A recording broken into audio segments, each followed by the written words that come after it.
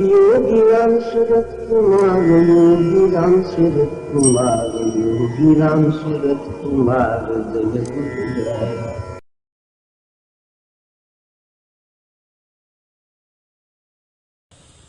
சில விஷயங்களை நாம் மறுபடி பார்க்க வேண்டிய அவசியம் இருக்கிறது.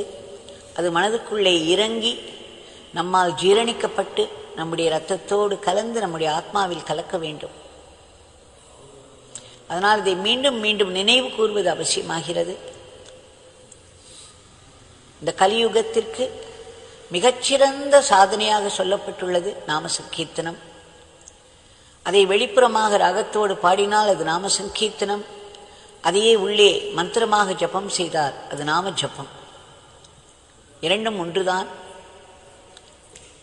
நாம சங்கீர்த்தனம் செய்யும் பொழுது நிறைய பேருடன் சேர்ந்து செய்கிறோம். அப்பொழுது ஒரு பெரும் இறை சக்தி எழும்புகிறது. நாம ஜபம் மனதிற்குள்ளே சொல்லும் பொழுது அதற்கும் ஒரு பெரிய சக்தி உண்டு.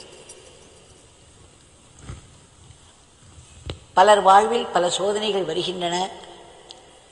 பலர் ஆன்மீகத்தில் நுழைந்த பிறகு இன்னும் மேலும் பல சங்கடங்கள் வருவதாகவும் கஷ்டங்கள் மேலிடுவதாகவும் கூறுகிறார்கள். இப்படி பலர் வந்து என்னிடம் கேட்கிறார்கள், நாங்கள் ஆன்மீகத்தில் நுழைந்த பிறகுதான் எங்களுக்கு சங்கடங்கள் நிறைய வருகின்றன. எங்கள் உறவினர்களும் நண்பர்களும் கூட எங்களை கேலி செய்கிறார்கள். நாமம் சொல்ல ஆரம்பித்தாய், இங்கு போனாய் அங்கு போனாய் கோவில் குளத்திற்கெல்லாம், நாங்களெல்லாம் எப்படி இருக்கிறோம் பார், உனக்குத்தானே கஷ்டங்கள் வருகின்றன என்றெல்லாம் கேட்கிறார்கள். இதற்கு என்ன பதில் சொல்வது என்று கேட்கிறார்கள். நான் மறுபடி பலமுறை கூறியுள்ளேன், நமக்கு இந்த வாழ்க்கையானது நாம் தாயின் வயிற்றிலிருந்து பிறக்கும் பொழுதே இந்த வாழ்க்கை முழுவதும் எப்படி எப்படி நடக்க வேண்டும், எந்தெந்த வயதில் என்னென்ன காரியங்கள் நடக்க வேண்டும், எந்தெந்த க்ஷணத்தில் என்னென்ன நடக்க வேண்டும் என்பது கூட ஏற்கனவே எழுதி வைத்தவைதான். நம்முடைய பெரியவர்கள் உண்மையில்லாமல் சொல்லவில்லை, தலை எழுத்து என்று. பிரம்மன் உண்மையிலேயே தலையில் எழுதியிருக்கிறார். நாம் நம்முடைய வாழ்க்கையுடைய ப்ளூ பிரிண்டோடு தான் பிறக்கிறோம். ஆக இந்த வாழ்வின் இந்த ஜென்மத்தின் வாழ்வின் அடிப்படை நம்முடைய பூர்வ ஜென்மங்களில் நாம் செய்த கர்மங்களை கொண்டது. அதிலும் முக்கியமாக போன ஜென்மத்தில் நாம் செய்த பல கர்மாக்கள், அவை கெட்டவையாக இருக்கலாம், நல்லவையாக இருக்கலாம். அவைகளை அடிப்படையாக கொண்டு நமக்கு இந்த தேகம் கிடைக்கிறது. இந்த தேகமே நம்முடைய கர்மங்களை செய்வதற்காகத்தான். இது கர்ம தேகம். அதற்குரிய வாழ்க்கையை நமக்கு ஏற்கனவே திட்டமிட்டு அந்த வாழ்க்கை நம்மோடு கூட வருகிறது. ஆக நாம் நம்முடைய சங்கடங்கள் அதிகரிப்பதாக தோன்றினால் அதை நாம் நாமம் சொல்வதோடோ அல்லது பூஜை பார்ப்பதோடோ அல்லது கோவிலுக்கு செல்வது, ஆன்மீக சாதனைகளில் ஈடுபடுவதற்கும் நமக்கு இப்பொழுது வரும் சங்கடங்களுக்கும் சம்பந்தமே இல்லை. நமக்கு வரும் சங்கடங்கள், நமக்கு வரும் கஷ்டங்கள் எல்லாம் நம்முடைய பூர்வ ஜென்ம கர்மாக்களை அடிப்படையாக கொண்டவை. நம்மேல் பெரும் கருணை கொண்டு நம்மை ஆன்மீகத்தில் நுழைத்து நாமங்களை சொல்ல வைத்து பூஜைகளை செய்ய வைத்து சத்சங்கம் கொடுத்து கடவுள் நமக்கு இந்த வரும் கஷ்டங்களின் தாக்கமானது மிகவும் பாதிப்பு இல்லாமல் போவதற்கு செய்கிறார். ஆக நாம் ஆன்மீகத்தில் நுழைந்து சாதனை செய்வது என்பது இந்த சங்கடங்களை எல்லாம் கடப்பதற்கு உதவுகிறது. இந்த சங்கடங்களை எல்லாம் கொடுப்பதற்கு அல்ல. இதை நாம் நன்றாக மனதில் ஏற்றிக்கொள்ள வேண்டும். நம்முடைய நண்பர்களோ உறவினர்களோ நம்மை கேலி செய்தால் அவர்களிடம் சொல்ல வேண்டும், நான் ஆசிரமத்திற்கு போவதால், கோவிலுக்கு செல்வதால் தான் என்னுடைய கஷ்டங்கள் இவ்வளவோடு நிற்கின்றன, இல்லையென்றால் என்ன ஆகியிருக்குமோ என்று தெரியாது. தலைக்கு வந்தது தலைப்பாகியோடு போய்விட்டது என்று சொல்கிறோம் அல்லவா, இது சத்தியம். இதை பற்றி ஒரு கதையும் உண்டு. 2 நண்பர்கள் செல்வார்கள். ஒருவர் நாஸ்திகவாதி, இன்னொருவர் ஆஸ்திகம். ஒருவருக்கு கடவுளின் மேல் நம்பிக்கையோடு சொல்கிறார், அவர் பூஜை செய்கிறார், கோவிலுக்கு செல்கிறார், சத்சங்கத்தில் இருக்கிறார், நாமத்தை சொல்கிறார். இன்னொருவர் கடவுள் என்பதெல்லாம் பொய், மாயை, கடவுளே மாயைதான், நீ அனாவசியமாக எதையோ ஒன்றை பற்றி கொண்டு பல கஷ்டங்களை இழுத்துக் கொள்கிறார் என்று. இந்த நண்பர்கள் இருவரும் போய் கொண்டிருக்கும் பொழுது வழியில் ஒரு சிவன் கோவில் பாழடைந்து இருக்கிறது. இதை கண்ட ஆஸ்திக நண்பர் உடனே உள்ளே நுழைந்து அவருக்கு அந்த மாதிரியான உள்ளே வாசனைகள், நல்ல கர்மாக்கள் செய்து, கோவில் குளம் என்றால் ஒரு ஈர்ப்பு, அதன் உள்ளே சென்றவர் அங்கே இருக்கும் அந்த நிலையை கண்டு மிகவும் வருத்தமுற்று அங்கிருக்கும் சிவலிங்கத்தை பார்த்து, உங்களுக்குமா இந்த கதி, உங்களை சுற்றி இப்படி பாழடைந்து கிடக்கிறதே என்று அவர் அந்த இடத்தை சுத்தம் செய்ய ஆரம்பித்தார். இதை நின்று வேடிக்கை பார்த்து கொண்டிருந்த நாஸ்திகவாதி சிரித்து கொண்டே இருந்தார். இவர் ஆஸ்திகம் நண்பர் அந்த இடத்தை சுத்தம் செய்யும் பொழுது ஒரு தேள் வந்து கடித்து விடுகிறது. வலியால் துடித்து போகிறார், உட்கார்ந்து விடுகிறார், மேற்கொண்டு எதுவும் செய்ய முடியவில்லை. அது அந்த நாஸ்திகவாதிக்கு இடம் கொடுத்து போகிறது. பார்த்தாயா, நான் சொன்னேன்,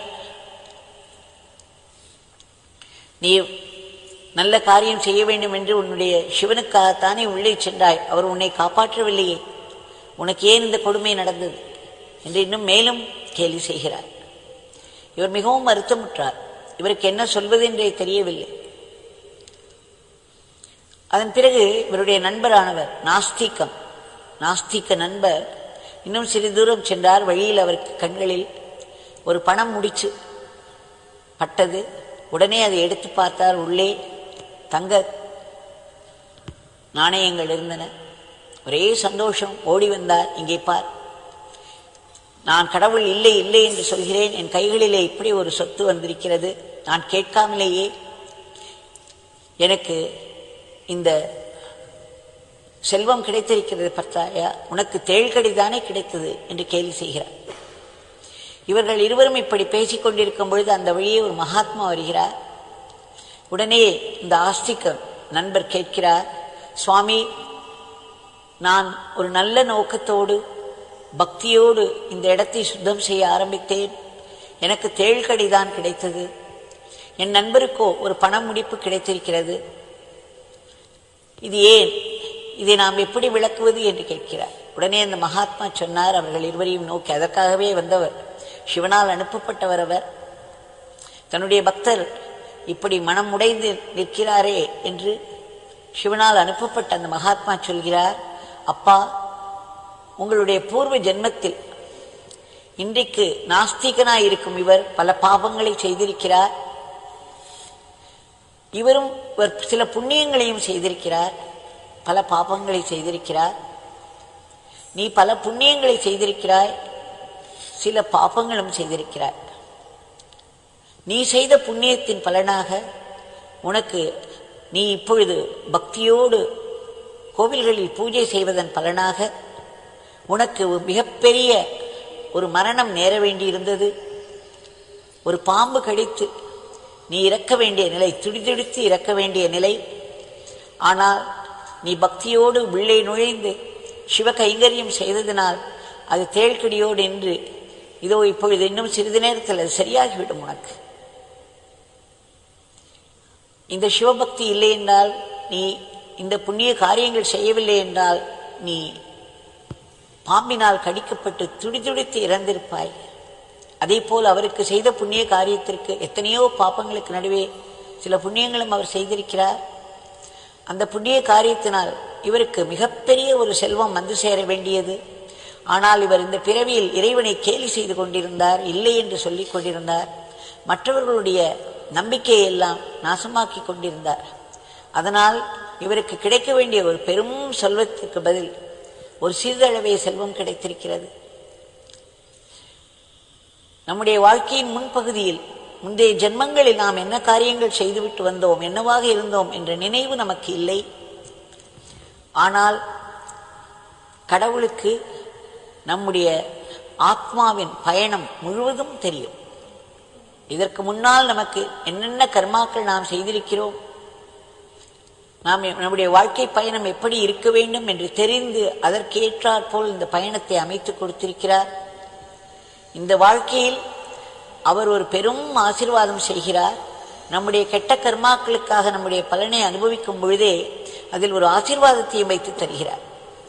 அந்த ஆசீர்வாதமானது அந்த கெட்ட கர்மாவினால் நாம் சங்கடத்தில் ஆழும் பொழுது நம்மை அறியாமல் கடவுளை அண்ட வைக்கும், கடவுளோடு தொடர்பு கொள்ள வைக்கும். நாம் அடிவயிற்றிலிருந்து அலறுவோம், கடவுளே எனக்கு ஏன் இப்படி ஒரு சோதனை என்று கேட்கும் பொழுது கடவுளிடம் திரும்பி விடுகிறோம். நம்முடைய இணக்கம் கடவுளோடு அதிகமாகிறது. இந்த ஆசீர்வாதத்தை அவர் எப்பொழுதும் வைத்துக் கொடுக்கிறார். பகவான் சொன்னார், கல் குருணை நீக்கிய நம்பர் 1 திடமரிசி என்று ஒரு சாக்குப்பையில் எழுதியிருந்ததை என்னை படிக்கச் சொல்லி, இந்த சாக்குப்பையில் இருக்கக்கூடிய அரிசியானது நிறைய கல்லோடு இருந்தது, குருணையோடு இருந்தது, நிறைய உடைபட்டு போயிருந்தது. ஆனால் இவற்றையெல்லாம் நீக்கி இதை நம்பர் 1 திடமரிசியாக ஆக்கி இந்த சாக்கு மூட்டையில் வைத்து மக்களுக்கு விற்கிறார்கள். அதுபோல் வாழ்க்கையானது நம்மிடம் எத்தனையோ கல் குருணை இவையெல்லாம் இருக்கின்றன. நம்முடைய உடலிலும் மனதிலும் கர்மாக்களின் விளைவினால் நமக்கு வரும் சங்கடங்கள் நம்மை தூய்மைப்படுத்தி பலப்படுத்தி நம்பர் 1 திடமரிசியாக இறைவனுக்கு வேண்டிய பக்குவ அன்னமாக நம்மை மாற்றுகிறது என்று சொன்னார். அதை ஒரு சிறிய லீலையாக நம்முடைய பகவான் நடத்தி காட்டினார். ஆக யாருமே அவர்கள் வாழ்வில் நேரும் துயரங்களுக்கும் அவர்கள் சொல்லும் நாமத்திற்கும் செய்யும் வழிபாட்டிற்கும் சம்பந்தம் வைத்து வழிபாட்டினால்தான் இந்த சங்கடம் நேர்ந்தது என்று சொல்லவே கூடாது. அது முற்றிலும் பொய். இந்த வழிபாட்டினால், இந்த நாம சங்கீர்த்தத்தால் அந்த துயரமானது மிகவும் குறைந்துவிடும். பெரும் பகுதியானது நம்மிடமிருந்து எடுக்கப்பட்டுவிடும். சிறிது அளவுதான் நம்மால் அதை இந்த துயரத்தை அனுபவிக்க முடியும். பெரும் அளவு நம்மிடமிருந்தது பெரும் கருணையினால் எடுக்கப்பட்டு விடுகிறது. அதே போல் சகுனங்கள் நிமித்தங்கள் எல்லாம் பார்க்கிறோமே, நாம சங்கீர்த்தனம் நாம் செய்கிறோம், இதையெல்லாம் பார்க்க வேண்டுமா? ஒரு குருவிடம் சரணம் அடைந்த பிறகு இதை பார்க்க வேண்டுமா? இல்லை எப்பொழுதுமே பார்க்க வேண்டுமா? சாஸ்திரங்கள் எல்லாம் நிமித்தங்களை பற்றி நன்கு பேசுகின்றன. நம்முடைய எடுத்த காரியம் நாம் செல்லும் பொழுது இயற்கையானது சில நிமித்தங்களை நமக்கு காட்டிக் கொடுக்கும். இதை பற்றி ராமாயணத்தில் நிறைய வருகிறது. எல்லா புராணங்களிலும் இதை பற்றி பேசப்பட்டுள்ளது. எப்படி நிமித்தங்கள் நமக்கு முன்பே காட்டித் தருகின்றன. நாம் செய்ய போகும் காரியம் வெற்றியாக முடியுமா அல்லது தோல்வியில் முடியுமா என்று இயற்கையின் ஆற்றல் நமக்கு அதை காட்டிக் கொடுக்கிறது. இது உண்மைதான், இது இல்லை என்று சொல்ல முடியாது. ஆனால் இதைவிட பெரிய சக்தி நாம் இறைவனிடம் கொண்டிருக்கும் பக்தி. அந்த பக்தியின் சக்தி அதிகமாக இருந்தால் இதையெல்லாம் நாம் பார்க்க வேண்டாம். ஒரு குருவிடம் செல்லும் பொழுதோ, குருவின் சன்னிதானத்தில் இருக்கும் பொழுதோ, இறை வழிபாட்டில் இருக்கும் பொழுதோ இதையெல்லாம் நாம் பார்க்க வேண்டிய அவசியமில்லை. நம்முடைய நிலைமையை பொறுத்தது. அதே போல் சிலர் கேட்கிறார்கள், சந்தியாவந்தனம் செய்வது, ஏற்கனவே செய்து கொண்டிருந்த பூஜைகளை நிறுத்துவதா அல்லது செய்து கொண்டிருப்பதா? ஒரு புதிய ஒரு பாதையை நாம் தேர்ந்தெடுத்து விட்டோமானால் பழைய வழிபாடுகளை எல்லாம் விட்டு விடுவதா என்று. இவை எல்லாமே எதை சார்ந்து இருக்கின்றன? நம்மிடம் எவ்வளவு தீவிரமாக பக்தி இருக்கிறது, எவ்வளவு தீவிரமாக நாம் நாமம் சொல்கிறோம், பூஜை செய்கிறோம், யாத்திரை செய்கிறோம், எவ்வளவு தீவிரமாக நமக்கு நம்பிக்கை இருக்கிறது. அதை பொறுத்துதான் இதையெல்லாம் நாம் முடிவு செய்ய வேண்டும். நமக்கு நம்பிக்கை அதிகமாக அதிகமாக, சரணாகதி அதிகமாக அதிகமாக, நாமம் சொல்வதும் சாதனை செய்வதும் தீவிரமாக செல்லும் பொழுது இவையெல்லாம் தானாகவே விடுபட்டுவிடும். அவைகள் தானாகவே விடுபட்டு போகும் வரை நாம் அதை செய்து கொண்டிருக்கத்தான் வேண்டும். நாம் முன்னாடியே அதை விட்டுவிட்டு சிறிது காலத்தில் நாமத்திலும் நம்பிக்கை இழந்து அதையும் விட்டுவிட்டோமானால் பெரும் சங்கடம். அதனால் நமக்கு உரிய அன்றாட வழிபாட்டு முறைகளை நாம் மேற்கொண்டுதான் இருக்க வேண்டும். அவைகளை செய்து கொண்டே இருக்க வேண்டும். இவற்றுக்கிடையில் நாமத்தை நம்பிக்கையோடு சொல்ல வேண்டும். அது தீவிரமடைந்து ஒரு நிலைக்கு வந்தபோது தானாகவே இவைகள் விடுபட்டு போகும்பொழுது இவை சரியாக இருக்கும். அதற்கு முன்பு நாம் அதை ஃபோர்ஸ் பண்ணி விட்டுவிடக்கூடாது. திரு ஜனார்தனன் அவர்கள் பகவானிடம் ஒரு முறை செல்லும் பொழுது நாடார் லாட்ஜில் இருந்து செல்கிறார். அவர் பகவானை பார்க்க கிளம்பும் பொழுது ஒரு பூனையானது வலது பக்கத்திலிருந்து இடது பக்கம் குறுக்காக ஓடுகிறது. அவர் அந்த சமயத்தில் இந்த நிமித்தங்களில் இந்த சகுனங்களில் எல்லாம் மிகவும் நம்பிக்கை வைத்திருந்தார். இவருக்கு ஒரு அதிர்ச்சி, இது என்னடா அது, பூனை குறுக்கே போகிறதே. அவர் பார்க்க வருவதோ பகவானை, யோகிராம் சரத்குமார் பகவான் தரிசனத்திற்காக வருகிறார். அப்பொழுது இப்படி ஒரு பூனையானது வலமிருந்து இடமாக ஓடுகிறது. பிறகு சிறிது தயங்கிவிட்டு மேற்கொண்டு பகவானிடம் வந்து சொல்கிறார், நான் கிளம்பும் பொழுது ஒரு பூனை குறுக்கே போயிற்று, வலது பக்கத்திலிருந்து இடது பக்கம். எனக்கு சற்று கலக்கமாக இருந்தது. உடனே பகவான் மிகவும் சீரியஸாக முகத்தை வைத்துக்கொண்டு, அடடா, ஒரு பூனை குறுக்கே போய்விட்டதா? அது எந்த பக்கத்திலிருந்து எந்த பக்கம் போனது? வலது பக்கத்திலிருந்து இடது பக்கம். அது எந்த வர்ணத்தில் இருந்தது? கருப்பாக இருந்ததா வெளுப்பாக இருந்ததா என்று கேட்டார். இவர் ஏதோ சொன்னார், கருப்போ வெளுப்போ சொன்னார், எனக்கு சரியாக ஞாபகம் இல்லை. இப்படி சில கேள்விகள் கேட்டுவிட்டு பகவான் முகத்தை மிகவும் சீரியஸாக வைத்துக்கொண்டு ஒரு 45 நிமிடம் மௌனமாகிவிட்டார். இவருக்கு இன்னும் அடி வயிற்றில் கலக்கம். அடடா, நாமே தப்பு செய்துவிட்டோம் என்று நினைத்தோம். பகவானுடைய ரியாக்ஷனை பார்க்கும் பொழுது ஏதோ பெரிய விஷயம் நடக்கப் போகிறது என்று இன்னும் கலங்கிவிட்டார். பிறகு பகவான் அந்த 45 நிமிடங்களுக்கு பிறகு ஒரு பெரிய சிரிப்பு சிரித்து, ஜனார்தன், அந்த பூனை வலது பக்கத்திலிருந்து இடது பக்கத்திற்கு எதுக்காக ஓடிய தெரியுமா? அங்கே ஏதாவது ஒரு எலி இருந்திருக்கும் என்று சொல்லி இடி இடி என்று சிரித்தாராம். அவர் சொல்கிறார், அதிலிருந்து எனக்கு அந்த மூட நம்பிக்கைகள் எல்லாம் போய்விட்டன என்று. ஆனால் இந்த இடத்தில் இது சரி. ஏனென்றால் யோகிராம் சரத்குமார் பகவானுடைய தரிசனம், அவருடைய சன்னதி, அவருடைய நாமத்தை நாம் சொல்கிறோம், அவரை பார்க்க வருகிறோம். அவருடைய கடல் போன்ற அந்த சன்னதியில் மிச்ச எல்லா தர்மங்களும் அடிபட்டுவிடும், மிச்ச எல்லா நியதிகளும் அடிபட்டுவிடும். ஆனால் இவை எதுவுமே இல்லாமல், ஒரு குருவினுடைய பலம் இல்லாமல், ஒரு நாமத்தினுடைய பலம் இல்லாமல், ஒரு வழிபாட்டு முறையின் பலம் இல்லாமல், ஆன்மீக பலம் இல்லாவிட்டால் இந்த நிமித்தங்கள் எல்லாம் நிச்சயமாக வேலை செய்யும். இதை நாம் புராணங்களில் பார்க்கிறோம் அல்லவா? சீதைக்கு அசோகவனத்தில் இருக்கும் பொழுது நல்ல நிமித்தங்கள் தோன்றுகின்றன. சிறிது நேரத்தில் ஹனுமான் வந்து ஆறுதல் சொல்கிறார். அதே போல் பல இடங்களில் நிமித்தங்கள் பற்றி பேசப்பட்டிருக்கின்றன ராமாயணத்தில். நம்முடைய பண்டைய ரிஷிகள் இவைகளெல்லாம் நன்கு கற்று ஆராய்ந்துதான் தங்கள் முடிவுகளை எல்லாம் வெளியிட்டுள்ளார்கள். அவைகள் அத்தனையும் உண்மை.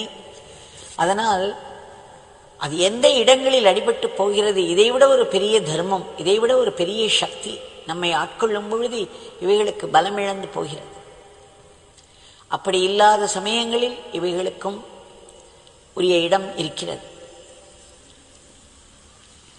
இதை நாம் மனதில் கொள்ள வேண்டும். அதே போல் நம்முடைய பாரம்பரிய வழிபாட்டு முறைகளை நாம் கையாண்டு வர வேண்டும்.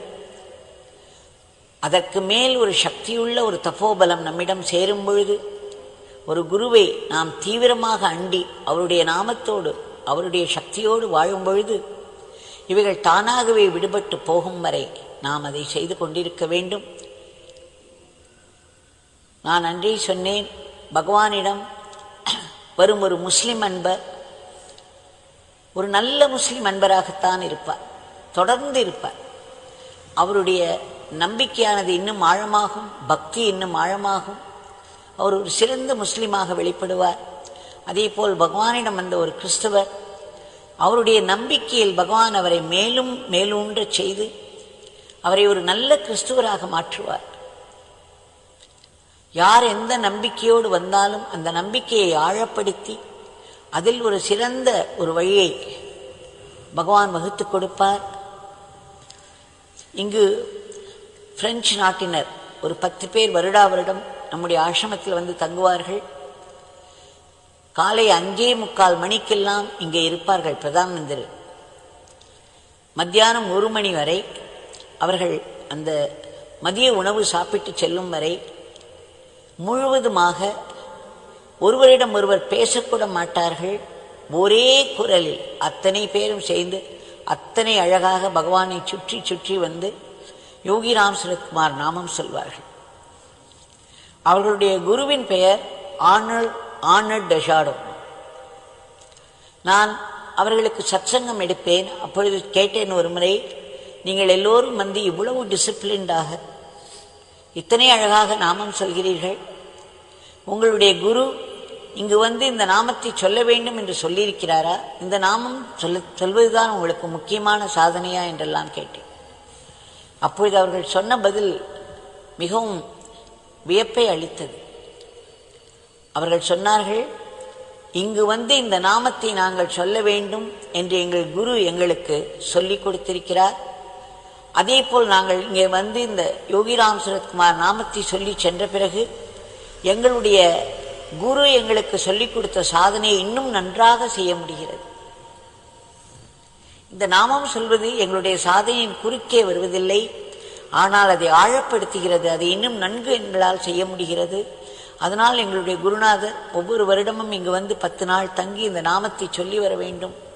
இந்த நாமம் உங்களுக்கு பலவிதத்தில் உதவும், உங்கள் சாதனையை சிறப்பாக செய்ய வைக்கும் என்று கூறியிருக்கிறார். இதுதான் சத்தியம்.